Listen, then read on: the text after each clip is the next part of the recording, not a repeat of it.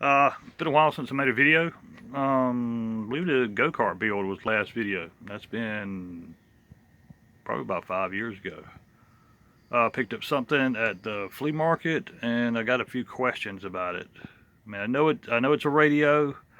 Not sure where I'm going to get batteries at, or really how to work it for that matter. If anybody's got any kind of answers, anybody's ever seen any kind of build like this, let me know. Please comment. Okay, number one, they had put it in an old field radio bag, which I think is freaking awesome. Before I put it back in there and show you how it fits back in there, I was using my camcorder. It's easy to set it up and video. It's a pain in the ass with the cell phone because I don't have one of the tripods specifically for a cell phone. These almost look like D batteries. I don't know. I'm pretty sure they don't make any D batteries like this anymore. I don't know if y'all would be able to make out the writing or anything on these, or the names if y'all know anything about it. It is a tube radio, so it's going to take some juice to push this thing. Here's one of the plugs that plugged into one of the batteries. It had two batteries that ran it, one of which is this right here. Get it back to where you can see it. This is I'm guessing this is focusing okay. I just got my sunglasses on, don't have my regular glasses on, so everything's blurry to me right now. I'm not sure how many volts this one was, but this battery, the bigger of the two,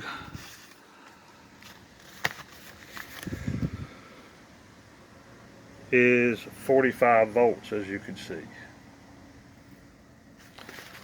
Now, this is a hefty battery. This is awesome the way these things are put together. I mean, check that out.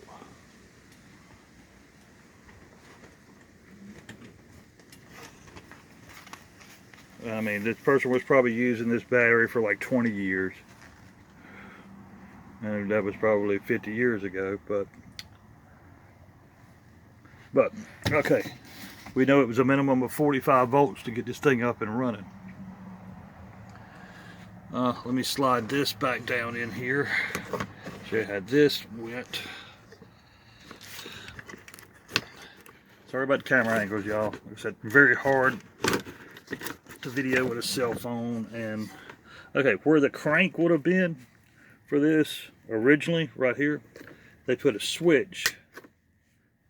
I don't have a clue what that switch is for, unless that's just the power switch. But you got this up here. I'm guessing this one is a volume, but it's also got an off on right there at the beginning when it turns. This one does not. Ah, yeah, it does. It does have an off on. And that's pretty much it on there. It has the original from the field radio. I'm imagining if it is like a walkie-talkie, you would push that over when you're talking and let go when you're not, because there is no place to hook up an external speaker or anything on here. Like I said, I know not much of anything about this. I'll try to get it back out again.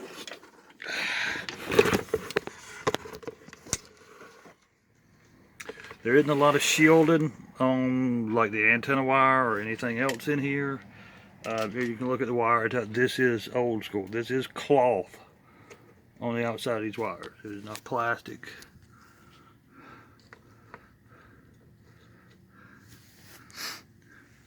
It has the metal shields, I guess heat shields over the tubes there.